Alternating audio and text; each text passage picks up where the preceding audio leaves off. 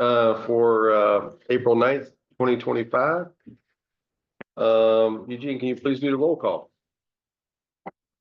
Timothy Welch. Here. Yolanda Hipsky. Here. Tamara Banks. Jason Bratton. Broughton, here. Broughton. Ruth B. Brabo. Joe Brito. Justin Chenault. Rupert Farley. David Fall. Denise Flatley. Robert Bogg. Yeah. Glenn Goldsmith. Larry Gross. Rebecca Herron. Michael Hoyt. Cassandra DeRuth. David McLaughlin. Here. Ann Paulbacher. Yolanda Parker. Here. Ken Pogue. Rodney Thomas. Alan Watkins. Here. Clinton Wells. Here. Kevin Wilkinson. Here. Rupert's on his way in. Great.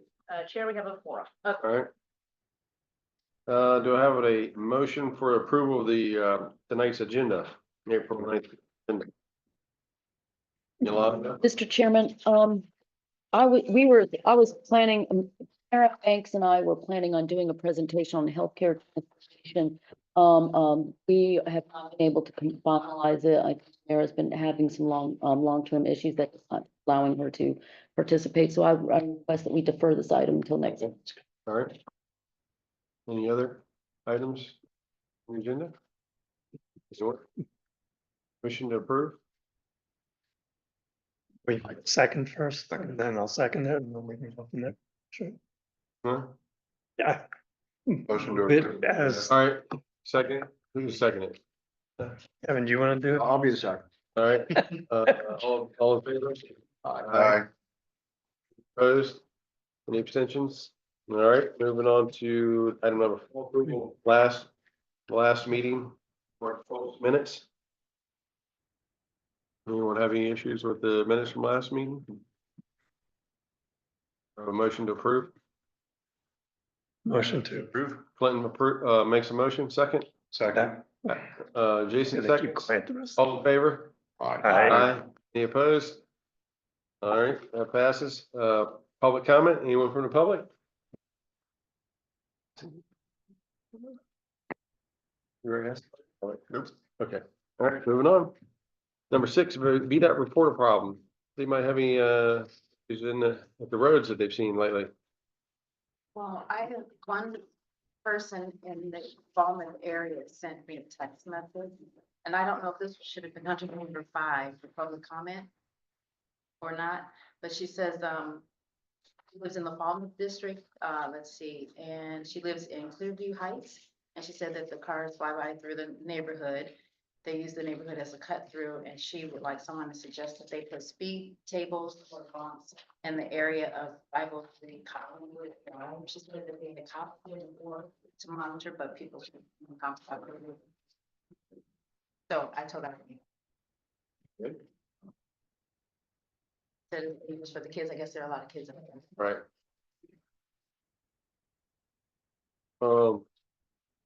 Bob, did you get the email from Winkler from Spotsy Transportation about the item on Mass Punish. Church Road? Yeah, Yes, that was a site distance or something. I got that, yeah. I think we were supposed to look at that next week for our committee there.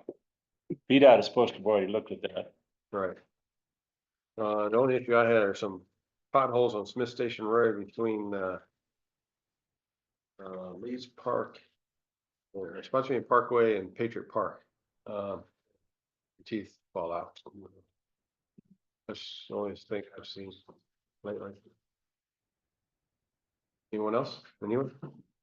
I don't know if it's an issue, well, it's an issue, but the Chairman. Route 17 intersection close to I-95, 133 intersection, Gateway, also Sanford Drive. And I'm not sure exactly what the cause would be, but there have been times when sitting at the light to try and make a left-hand turn to head south onto Sanford, that it'll go through one complete cycle, a second complete cycle, and then maybe the third cycle, it will finally green arrow light be able there. So it's been closing backlogs, things like that. I'm not sure what could potentially cause that, but it's happened about 3 times in the last month. Do you only have a green arrow there or do you have a blinking yellow also? It's a green arrow and then it goes right to a red. Oh, okay. So you don't have like a, oh, imagine you have time to ever cross that. Yeah, there are 5 different lanes there. Prayer arrow. Yeah. There are 5 lanes, 2 to turn left, rest to go straight and 1 to go right. That sounds like a signal issue. Get that written down. I know what the switching mechanism is. All right. Anything else?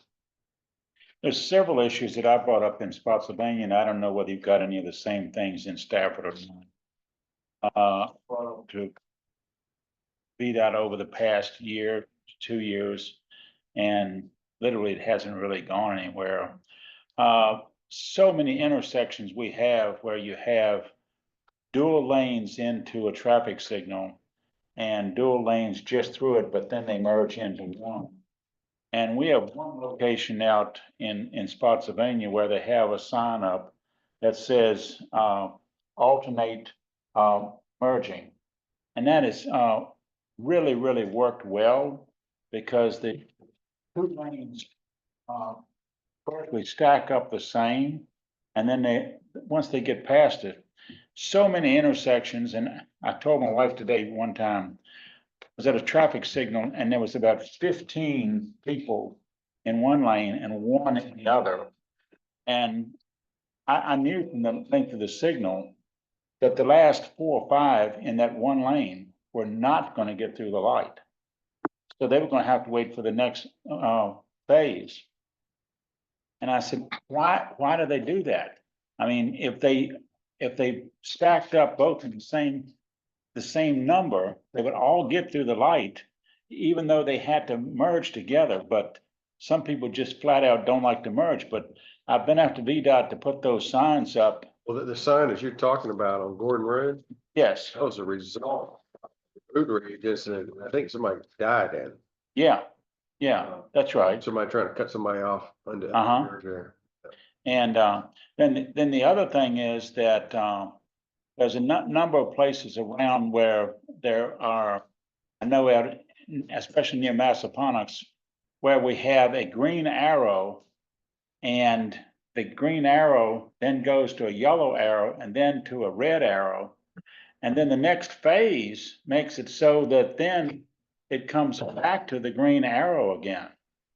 And I've told them, hey, don't let the green arrow go to yellow arrow. And it's right at South Point. That's one of the locations, because the people that are not familiar with the intersection, as soon as they see it go to a yellow arrow and then they see it go to red, they all stop. But it should be the green arrow sitting when the next phase is making it so that they could continue to turn right. That green arrow should stay on all the time. And he says he's passed it along to the traffic engineering, but if it is, it's taking 6 months or more to be able to do anything with it. But you know, that's like that at a number of locations as well. Yeah, last night, Whether you've got any location, I know you've got locations like that in Stafford. There's an overlap of different phases like that. And you know, even if it's only 7 or 8 seconds, the average car takes about 2 seconds if they're running like they should to get through. So 7 seconds would get 3 more cars through on each phase. And that can make a lot of difference in backup at an intersection sometimes. Mhm.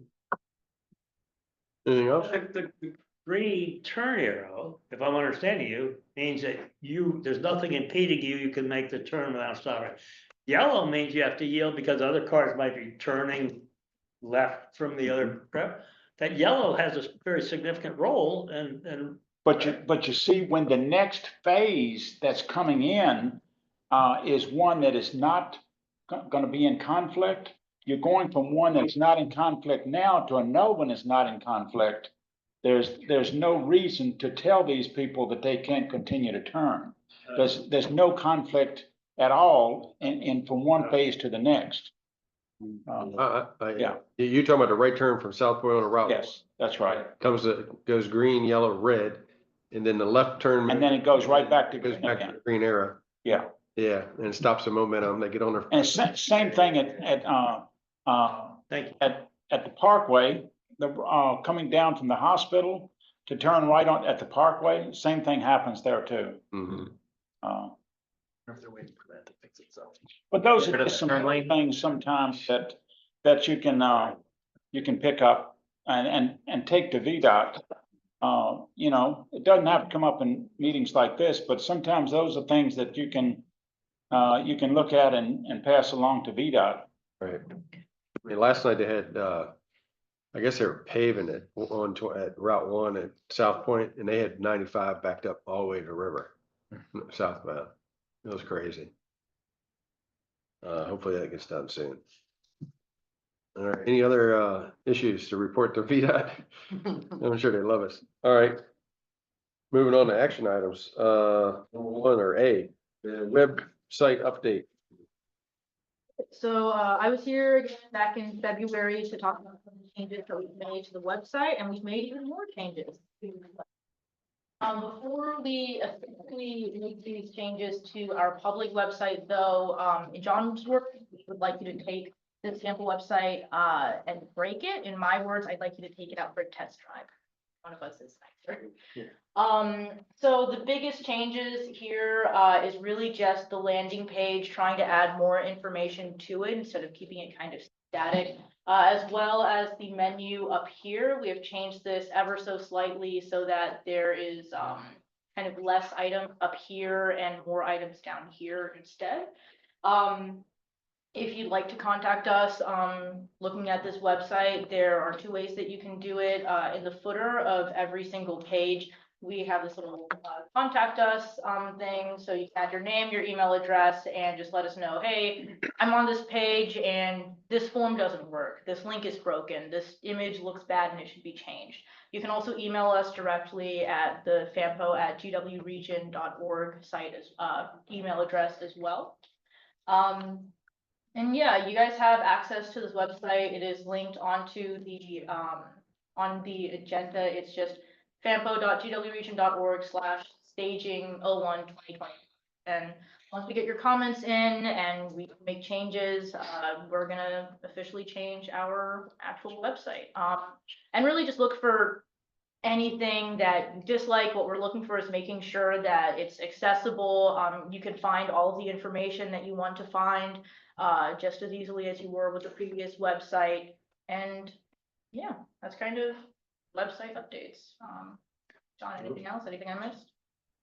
No, I would be like, say, click through things. If it's things that you were looking for frequently, like if you pull up like a plans or studies, or you're looking for the committee page, something's either hard to find, you're not liking how you have to navigate more times than you felt previously, things are broken or not working as expected, let us know, because we're just going through this right now to make sure that we kind of get a soft launch kind of with y'all before we take it public. Because our other thing is like, if you really hate that you have to click through multiple things real quick to get to something that's not always getting, let us know, because chances are we're using the website internally for our own uses, but we're not necessarily thinking like the public does. Y'all are our public bridge, so hand it to other folks who have never even looked at the map and say, hey, can you find this? Yeah. So Spread the news. I say break it, Eugene says test drive, but you know what I try to do on a test drive then, break it. All right, moving on to item B, tip amendments and modifications, and let's go over the first one, resolution 2531. Okay, first up is a change to the FY27. I'm noting that typo there. Can I interrupt? Yes, I move to endorse both amendments. Is there a second? I'll second. The presentation. That's fine. did you have a question about one? We have a motion and a second. Have discussion. Okay. Yeah, so someone prompted me prior to the meeting to ask why FXB Go seems to be on these amendments more often than other budgeted aid. Wait a minute. There's an amendment, there's a motion and a second. We're discussing. Okay, I thought you were, okay. There was a question asked of me before the meeting started, and I said it's best to be done at this junction in time over the tip amendment. I said, why is Fredericksburg go? Oh, no. At this point, so for Fredericksburg Go and transit entities in general, they receive their funding a lot more piecemeal than say VDOT or some even other say transportation authorities. So when they get their yearly allocations, they truly do get them yearly. Whereas VDOT kind of has a projected maintenance budget that's spread over multiple years. Projects get spread over multiple years. There are some transit projects that are planned over multiple years, but they don't make it into the tip because the federal requirements for their funding structure are different than say from the highways.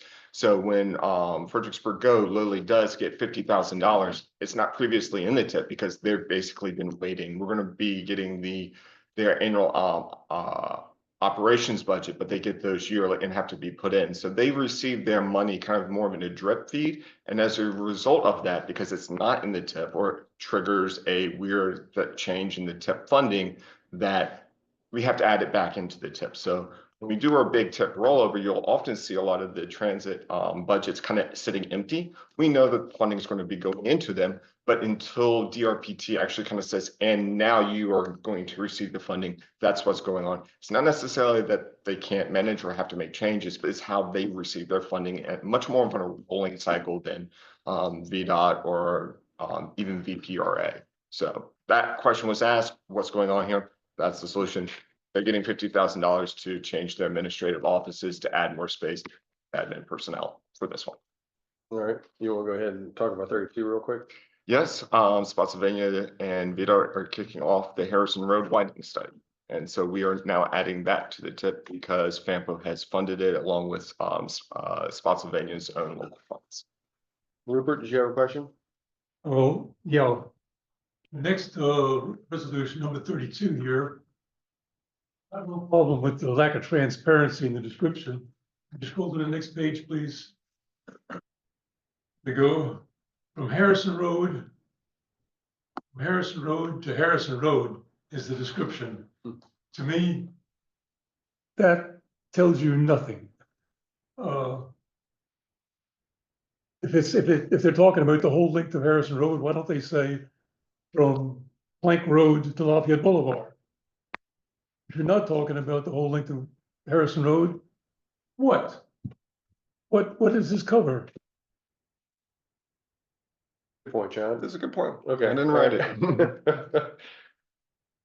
All right, So Nobody knows? well, I imagine it's the Salem entire, Church to Route 1. yeah, I actually wouldn't be surprised if it's actually from further west. So beyond Salem Church where it hooks up. So it's already 4-lane there. It is 4-lane, okay, Yeah. then they're probably ending it there, but they probably have a weird termini though. I'll ask. Yeah. I'll tell them to follow up.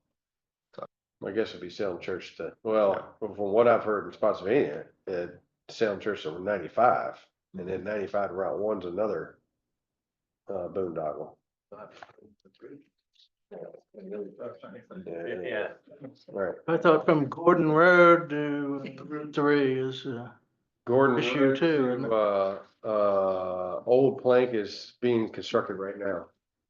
That's under construction right now. Yeah. To 4-lane.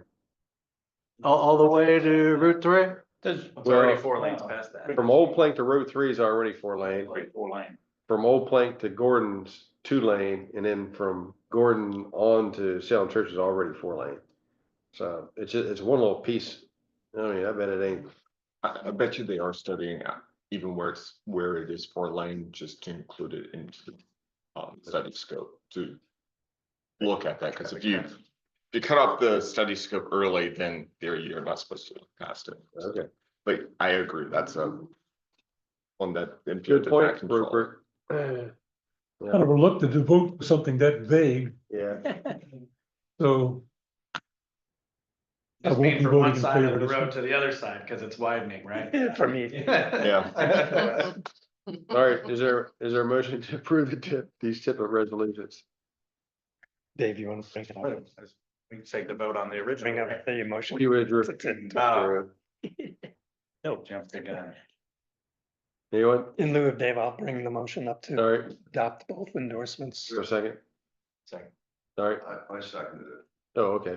Second again. All right. I'll second it again. Yeah, okay. All in favor? Aye. All opposed?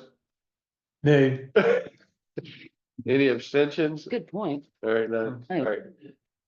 Passes the. I missed that report. All right, moving on to action item C, pipeline and star studies for FAMPO WRC localities, and that's being presented by VDOT.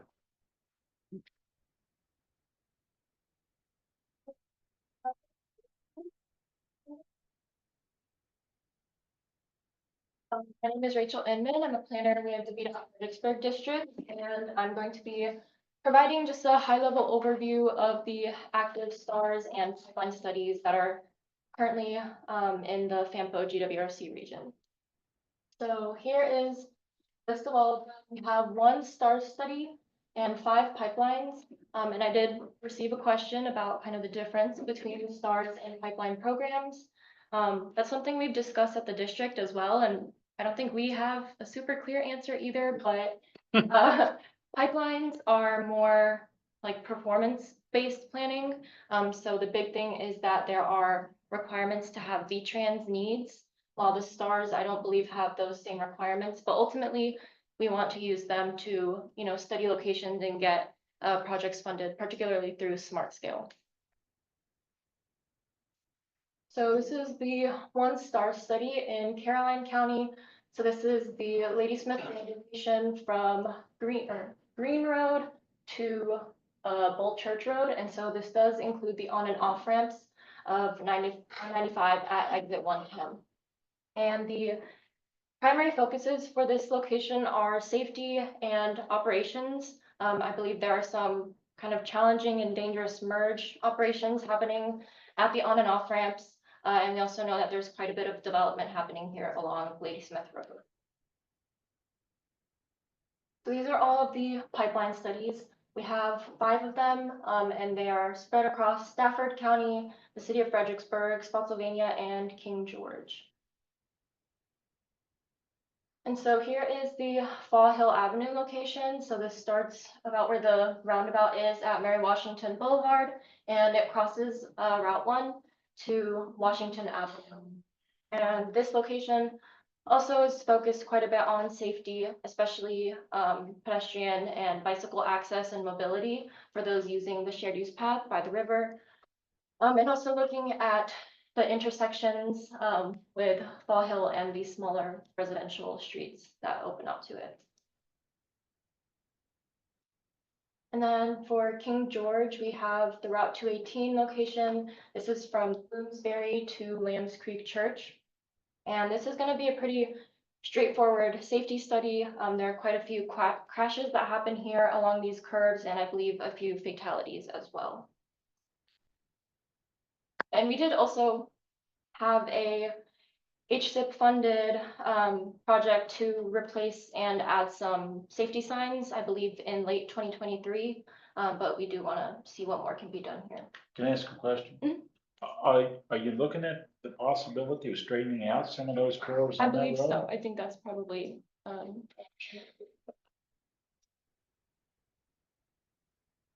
then here's our first Stafford County location. So this is on Mine Road from the Juggins Road connector up there that crosses Garrisonville Road and ends at Exeter Lane.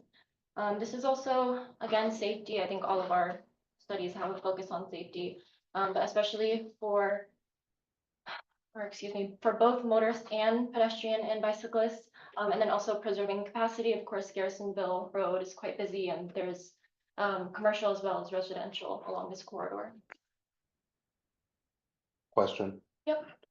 Within that, so I live right next to it, so I mean, what are the kind of remediations that end up happening, or is that what you're figuring out? Yes, we've identified that these locations have issues and we want to study them, with the consultants and along with the localities to see what solutions you might find.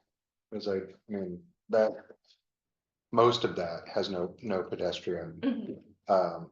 access, it's all shoulders and whatnot, so. Yeah, I think that's definitely something we'd be looking at adding.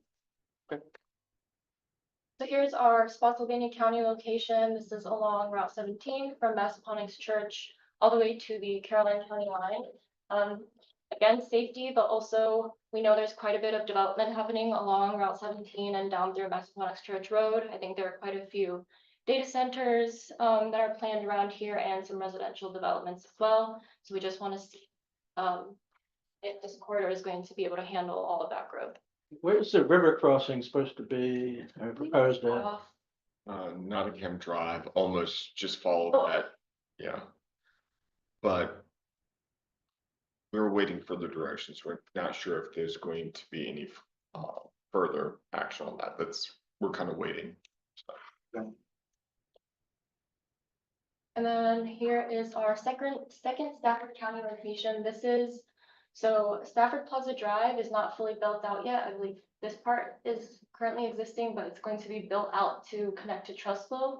And then this location we're mainly looking at because there's going to be the new high school right here and then the elementary school as well. I believe we're opening August of 2026. So this one is primarily just looking to see how those new schools are gonna affect the existing and new road. That's a quick question. Sometimes the study area is pretty uniform alongside the road Mhm. and much narrower towards the road. I just was wondering if that's intentionally done or if that's just the kind of a happenstance of how these were developed. You mean like The pictures, yeah, so sometimes it's narrower to the roadway, it's almost like just covering the easement, Oh. like there. And then sometimes it's kind of blocking. I think it. it's larger. That might be scale, Scale. might be the scale. Okay. I was just wondering, because it seems like it covers quite a bit of ground outside the road in some cases, especially in the North Stafford. Yeah, I don't. Yeah, I think that's more of a scale thing. I think Stafford is funding some improvements to the left of that to Poplar Road. Yes. So I'm not sure why that wasn't in the study area. That intersection at Poplar and Trustlow is gonna be a problem. We're Hopefully, looking for funding for these, I think. Well, right? one, if I can jump in. Yeah. One is it's the V-Trans needs, which is actually being generated on 17, and usually you can kind of piggyback our V-Trans needs with intersecting roads, so that basically Stafford is kind of using some needs on 17 to kind of trigger, knowing that the school is going in, and that intersection is going to come in, and basically impact an area that's already showing some future need to be addressed. So it's actually kind of I would say, a clever way of being able to identify this, particularly within pipeline. That's usually tied to attempting to get further smart scale funding. Did you say that's a high school and an elementary school? Yes. yeah. High school 6 and elementary school 18. Well, I'll tell you, Monday morning at 7:30, out on Salem, Cortland High School and Cortland Elementary, they're right close together. 7:30 Monday morning, traffic was backed up because of the rain for a mile, waiting to get in there because nobody wanted their kids to ride the bus, so they were all taken to school.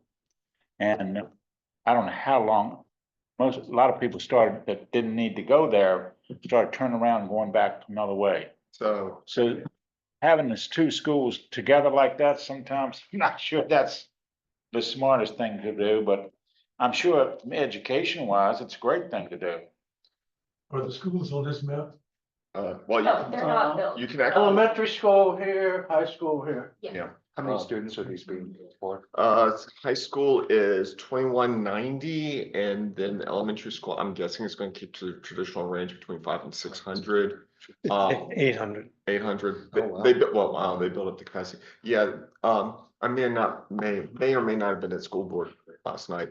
But no, with particularly with the concerns over the elementary school and the high school is that the elementary school zone is mostly north of 17. So it's expecting that's going to have a lot bigger feed off of Trustlow Road there coming to the elementary school. Although the high school's kind of service area is going to be much wider. You're going to see more interaction with 17 as a result, because you'll have folks both crossing from further south as well as from the north and west. left-hand turns into their subsequent school. The benefit is the different starting times of the schools. Is there any way that those road improvements can be done before the school opens in 16 months? Schools are in construction right now, so I don't know. They start schools. Yeah, Oh, schools. So, we did just have all of our kickoff meetings for the pipeline studies. And during those, we did discuss things like, existing conditions and then previously done and anticipated projects, studies, and yeah, future developments. And so the consultants have been doing data collection and field visits. That's been this week, and they'll continue with that next week as well. And then lastly, in terms of our different phases, we're currently in phase 1. So diagnosing problems, analyzing existing conditions. As I said, the consultants are collecting data. We'll be doing some public outreach. I believe phase 1 is specifically a survey, and then we'll be doing some preliminary screening of those alternatives, and that will be completed by July. And then phase 2 will start up, and that will be analysis of those screened alternatives. And then we'll also be cooperating with our stakeholder working groups and having some more public engagement. And then we'll hopefully select our preferred alternatives, and that'll finish up by, I think we want to finish that up before Thanksgiving. And then the last phase, phase 3, we'll refine our concepts, do some risk assessment, and then hopefully have everything ready for our smart scale applications. So we want to finish everything up and have all of that reviewed by June, and then the smart scale full application, I believe, is due by August. And if anyone has any questions, I can take them now. I've got two follow-up questions to my earlier discussion or my earlier question about the difference between stars and the pipeline. Mhm. Well, could you characterize pipeline versus stars as pipeline being maybe smaller scale, more focused than stars? I think it's actually the opposite. I think usually our pipelines end up being a little bit larger scale. Okay, And something that we've seen, because of the VTrans needs requirements with the pipeline, it's usually not as accessible to the smaller, like rural communities. So that's probably the biggest difference between the two. But yeah, I would say pipeline is generally a little bigger. okay. I'm kind of drilling down a little bit because duplication and bureaucracies is wasteful. Are they funded by two different funding streams and that's why you separate them out? I mean, if you don't know, that's fine. That's Think so. okay. Or I know STARS is a VDOT, but the VDOT specific thing, and pipeline is more with OIP, which is the Office of Intermodal Planning and Investment. I think that's also. So STARS is particularly limited to roadway improvements. There's a reason why you're seeing it kind of targeted in Caroline County for interstate or an intersection improvement. They typically don't have as much of a bike ped element. So for like the one on Mine Road would probably have a lot larger component of that. I mean, that's slowly expanding the scope. STARS is, I believe, a little bit of a older program. It's existed for a while. Pipeline was developed, I think, 2 or 3 smart scale rounds is trying to get projects that were likely to be submitted to have work done earlier so that there were less unknowns going into the smart scale application. So it's, in some ways, this is like the tinderbox for a smart scale application in the future, particularly depending on what's kind of known. I would say informally, I would say sometimes with STAR studies, VDOT kind of may already know the answer, but they need to kind of go through their review process to make sure that the firing from the hip is accurate. That's not always the case, but I generally feel like it's a downhill run for that. Pipeline tends to be a little bit more expensive. Thank you. Questions? And then if anything comes up, please feel free to email me. I think. I'll pass it along, and what's linked in your agenda is actually the full stakeholder presentation meetings. So if you really want to drill down on a project, I provided the full that FAMPO was provided for when we did the study. So if you want to actually, they do have some data for each one of the projects linked in different levels of detail. So feel free, those, I think they're like 30, 40 slides each. The Stafford one is combined, so it's linking to the same file, but you just have to scroll down to the next one because the same consultant basically merged both meetings into one for time saving. All right, thank you. All right, moving on to staff reports. All right, let's tear this Band-Aid off quickly. For those who are paying attention, FAMPO distributes 2 or 3 sources of funding to the region, to the jurisdictions or transit providers. This is congestion management, air quality, carbon reduction, and surface transportation block grants, formerly known as RSTP as well. We provide these funds in a competitive process every couple of years so that, let's see, Route 1 in South Point received funding from us previously. Onville Road, Garrisonville Road widening, the VCR Trail has had funding. Fred received some of its funding for its bus replacements through here. We funded rail station improvements, parking lot routes, transit service expansion. It is anything and everything that at least FAMPO distributes as far as funds. And when I say it, it's about $6 million. It's not a lot, but it does make an impact. So, Eugene, next slide. We received notifications of our new funding, and we noticed that we are actually going to be reducing our funding by about $2.1 million over the next 5 years, and then in FY 31 we'll have another $250,000 reduction. We've previously already allocated the funds, so this is a funding cut. And as a result, we have to go back through our projects and try to rebalance things the best we can. Next slide. The good news is that if we rewind to 2024, we actually had a bonus of $3 million. So that helps a lot because we basically had a cushion to land on. But the challenge is about $1 million of that went to existing projects that needed more money. And then about $2 million went to projects that would have received funding or would not have received funding normally, but because we had an extra amount, we could then allocate towards them. And so when we kind of had to go back and next slide, look at things, we kind of had to triage our cuts. So, you know, projects that have existing funding that are moving forward, we're not going to try to touch them, but maybe projects that were underfunded or, you know, we haven't funded them to completion or they're not ready, we would actually have to go back and postpone those. So next slide. We applied kind of a methodology to these items. So some projects that kind of snuck in, probably the biggest one was Route 1 in Massaponax. It might have received just a tiny, like $60,000, like a small salary for an intern now, funding for it. But it got a big boost because we have extra funds. And so it actually got $1 million. And Spotsylvania really likes to use these funds to seed other projects, get some PE out of the way or use as leverage for smart scale.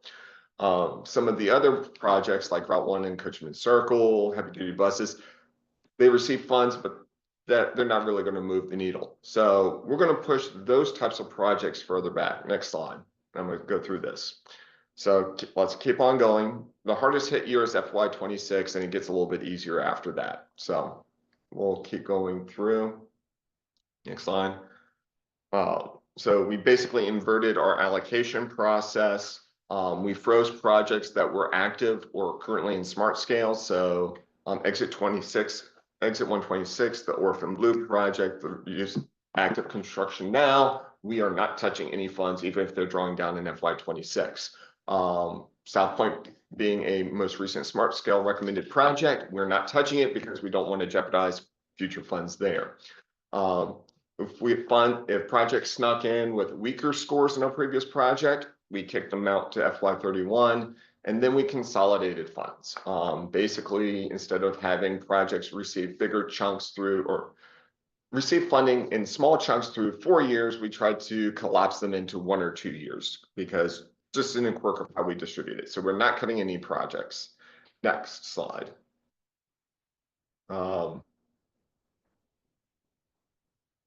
Next slide. Yeah. Frozen, no. Okay, so moved into our initial steps. So we've had to move some projects 2A and Levels Road out into the out years, Route 1 and Coachman Circle into FY31. Interstate 95 widening, it was not a successful smart scale project. And while it received smaller amounts of funding, particularly in FY25 through 28, most of its funding was in 29 and 30. We're just moving the smaller amounts into the later years, and then Route 1 in Massaponax was also pushed back. Transit had its buses pushed back. The VCR trail bridges had their projects pushed back, and 2 studies initially had their projects pushed back, but they might get pulled forward. I've been able to wiggle the budget a little bit more to do that. Next slide. We were able to use some good news from CMAQ money that was coming back to us, because VRE basically gave us money back once other funds displaced it, and we were able to accelerate a couple of projects. Enon Road, Onville again, and Garrisonville Road widening. Also saw initial pull forward of the funds. They basically cut 2 years of funding in FY26, but didn't touch FY25. And so my thing was, anything with FY25 money, I just pulled some of the cut money forward where I could. So, and then we condensed bus replacements into specific years. Next slide. So we provided the TAC with 2 options. One was to actually create a little bit of a buffer slush fund that we could use for smart scale or however they wanted to use it. It pulls down a little bit more of the FY31 dollars, so a little bit less would be available in 31. Or option 2 is redistribute the small amounts of money that we've been able to free up and accelerate a couple other projects. Short skinny of it, TAC recommended option 2 to move forward to the policy committee to just say, we don't need a kind of a slush fund right now, even if there may be additional cuts, we'll just figure out how to redistribute it later. So next slide. You can kind of see the carbon totals coming in, the negative numbers, the balance entry. It's a weird quirk of how we get the funds, but that's actually adding $500,000 to the budget. And you can see where the money was either spent or not spent moving towards. Option 2 is what they recommended. Next slide. And then they asked me to just kind of clean up the $4,200 there in a couple of years, mostly because I can't add more additional funds to projects without their kind of direction. But I might not have projects that have eligible amounts. So I have to kind of wait until they say, yeah, just go ahead and give an extra $4,000 to bus replacement. So, or similar projects. So just to shore things up, particularly if it's considered to be fully funded. So this is what they ended up recommending. So it's going to keep the pot hopefully a little bit bigger for FY31. And then next year, when we do a combined FY31-32 call for projects, there'll be a little additional funds for projects to use in out years. So that was theirs. Next slide. Do you have any questions? They had a big long spreadsheet that they could dig into. I can provide that if y'all are curious, but it was just showing them how and where I moved the funds. I have 3. Sure. And some of this may be newbie stuff. Okay. No. Forever. I recall you saying that we're not allowed to touch 95 because of the contract with the people that own the toll lanes, or is it only within the context of where the toll lanes are? It's south of 95, so that it's in kind of stuff. Okay. And this is legislative funding allocations. Is that what happened? They just basically cut this money out of the projected budget? No, this is allocations directed through VDOT to the MPOs. Kind of like the feds give the money to the state, and the state hands it out to the MPO to then give to the locality things. Sometimes the state does direct allocations to a lesser extent. It can vary state to state. That's usually what it is. Our understanding is that there's a little bit more concern over maintenance cost increasing, and so that the state right now is a little bit more conservative on some of its allocations, particularly for new projects. Okay. I forgot my third question. So I'm good. Anyone else? We're not gonna talk about, Dr. Rideout's memes that he puts on the slides, like the tag did for around 10 minutes. I have to distract them with something cute and funny, otherwise they just dig, like, it's Excel and a cat. So, Spoonful of sugar. All right, that was the CMAC, STBG. How about, tech? so TAC, actually a huge chunk of our meeting was Was just that? what we Yeah, discussed, yeah. because they kind of dug into it. They endorsed the tip amendments and modifications. Next round, you'll see that they will next CTAC meeting will have a public comment for bus dividers coming up for Fredericksburg Go, because they are now installing those, and so we have a document kind of similar to the issues we had last time, but they're recommending that for public comment, so I'll bring that back to you next month. Again, bus dividers. The Lexan sheets that go between a driver and like the entranceway, so. Of course, thank you. Yeah. So that'll be coming next, and scroll down, trying to make sure. CMAC, all CMAC stuff, correspondence. I think, did I mention that we received a letter for conservation and recreation DCR for the river crossing? Just basically noting the potential for endangered species and other biota concerns. Shocker. Okay, they sent a letter, they kind of let us and say, if you move forward, look at these. So that's the gist of that email, and don't think that there was anything else that was a big discussion item.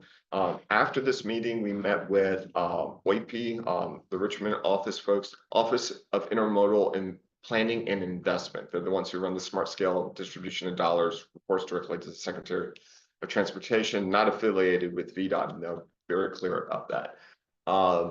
And we had a discussion over both our past applications and the kind of the scoring process that they use for funding projects of what does well and what does not well. Again, it's getting into those VTrans, Virginia, I forget what the acronym is, Virginia Transportation Identified Issues that they map out and identify, and then that feeds things like pipelines, that then feeds smart scale applications, and then they're scored competitively across the state on a wide list of metrics. And so we had a big drill down conversation on a meeting that wasn't technically the TAC, but it was back to back with the TAC. So the staff could actually, it was a staff level discussion with representatives for scoring that application process.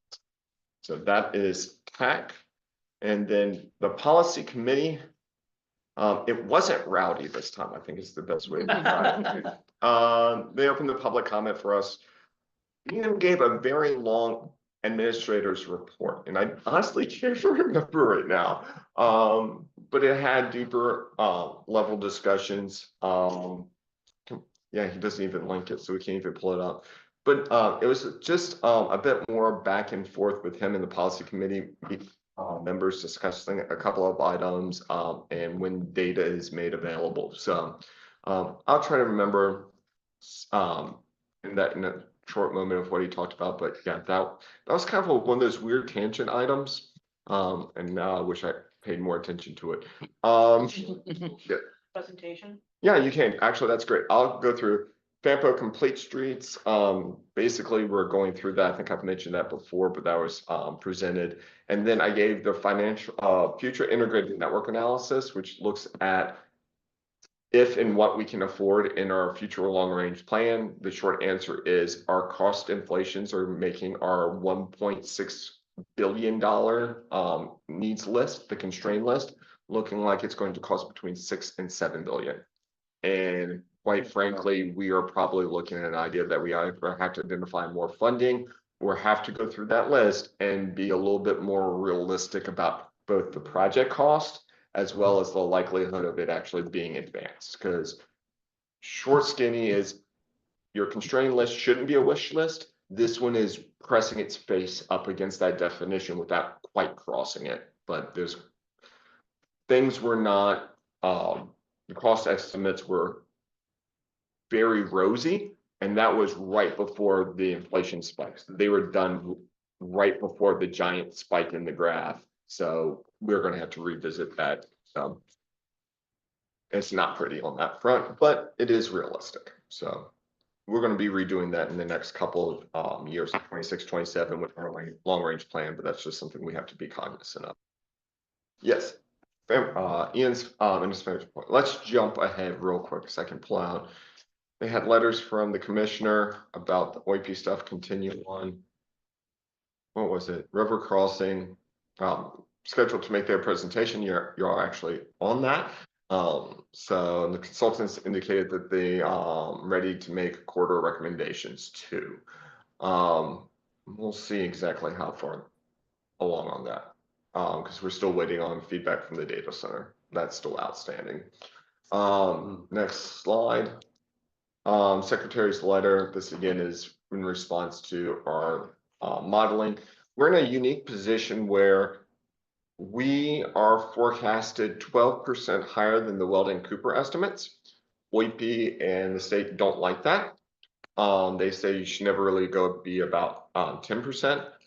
Weldon Cooper tends to rate our region very conservatively. And we have traditionally beaten Weldon Cooper in our last two censuses by a considerable margin. And so while we are above that, it might be optimistic. At the same point in time, their prediction would for our region would have ranked in the top or I should say the bottom 10% of growth that we've had since 1970. So we think that work moving forward, we might want to consider some scenario planning to see if we do have different rates of growth, more conservative, medium, and I guess our high prediction, and which one would probably be best. And this is where the some of the tangent discussion, I don't want to say tangent, there was a good amount of discussion over kind of the role of growth in the region. So next slide. Again, that's kind of the same Weldon Cooper, kind of just digging into the scenario planning next. The UPWP is out for it. It's kind of FAMPO budget's coming up. And of course, I think the day before just learned about the $2 million in cuts. So we were notifying them of that. I think that was more of a discussion too. All right, was that about it? Yep. Yeah, I remembered it after all. But yeah, it was that population discussion and growth. Cool. Okay, member reports, anyone?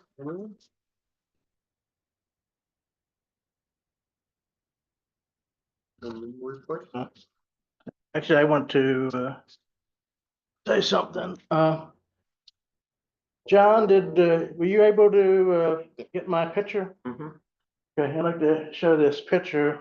And we've been going over river crossing options all this time, but nobody has shown the historic resources on the property. And basically, we have a dam here, and it's actually the remnants of a dam across the river that funneled the water into a canal system, and the canal system goes up here. There's Scott's Mill, which is right there. The cannon emplacements all across Cannon Ridge, as you can see them, and then the rifle trenches on both sides of the river. And anyway, there's also Indian, actually I don't even know if it's Indian, there's a fish trap in the river right here. And I don't know if it was built by when they built the canal system or if the Indians built it, but there's a fish trap right here. So any river crossing in this area might get a good view of the fish trap. So just for your information, but I just wanted to show you all these historic sites here. This Salem Church Battlefield is over in here, and after the Second Battle of Fredericksburg, they marched to Salem Church, down Route 3, and Lee turned some of his forces back from Chancellorsville and surrounded Union General Early, and they forced General Early to retreat across the river here at Banks Ford here and up in here somewhere. So those are the historic sites on the property. And this basically only includes the city of Fredericksburg land, pretty much. You know, there's other historic sites on the golf course. I think 21 have been identified. Many of them, you know, prehistoric, Native American sites and so forth, and you know, farmsteads. And but I just wanted to show this information, and one of the river crossings is over here somewhere, and the preferred river crossing that when Silver built the parkway would have came up over here, and you know, missing most of the sites. So that's you know, I showed the waterfall, and I just wanted to show this these resources. Most of these sites in here are still existing. The Rappahannock Canal system is made of stone, and most of that's, you know, the ruins are there. I don't know about the Scott's Mill or not, and I'm not sure about these sites, but most of these sites are still there. And I guess that's any questions or? What are the shaded areas? The shaded areas, that's a city of Fredericksburg conservation easement land. This side also? Yeah, so the city of Fredericksburg owns roughly 5,000 acres. It goes about 10 miles upriver and in 5 different localities. And it was given to them by the power company that originally wanted to build 3 dams on the Rappahannock River. So they built the Embry Dam, and they didn't build the other 2 dams. So they gave it to the city of Fredericksburg, because the city of Fredericksburg was going to build the Salem Church Dam. But with all the historic sites and everything, people got very upset. So that project was scrapped in, I believe, the 60s. So the power company gave the land to Fredericksburg, gave them 5,000 acres in 5 different counties. So, and this picture here is from Natural Resources on the Rappahannock River that was done by the city of Fredericksburg in, I believe, the 90s. They wanted to see what historic resources were on their land. Like I said, there's the dam here, the canal system, Scott's Mill, the fish trap right in here. Because you can see all the cannon emplacements. That's why they call it cannon. And the rifle pits, along with I think pontoon crossings over in here and over here. So you're all aware of it. It would have been nice if we would have incorporated that with the crossing options so people could understand it. No problem. The no build option will cover all that. All right, thank you, Joe. Any other member reports? All right, any public comments? Actually, can I add one other thing? Sure. Can you take that picture back? I forgot one thing. Okay, there's an agreement for about this part of the land south that's with it's a historic resources agreement as part of the permit process for developing the other parts of the land. And it says specifically that these sites were going to be kept for educational purposes, and that the Silver Company was going to create an interpretive park that showed the balloon launches, the Civil War balloon launch area. They would have you know, a Union. And then the Great Recession hit and it all went away. But they were supposed to get it done The agreement was signed in 2003. Okay, so the Silver Company made an agreement to create this park down here for educational purposes, open to the public. And they were supposed to do it before, for the Jamestown 250th anniversary, which was in 2007. So they didn't honor their commitment. When you say agreement, was it a proffer or was it a? No, it's an agreement, memorandum of understanding with the Disney's America. with the Army Corps of Engineers, Central Virginia Battlefield Trust, the Civil War Battlefield Trust, NPS, and the Stafford County Historical Commission was supposed to be all involved in this.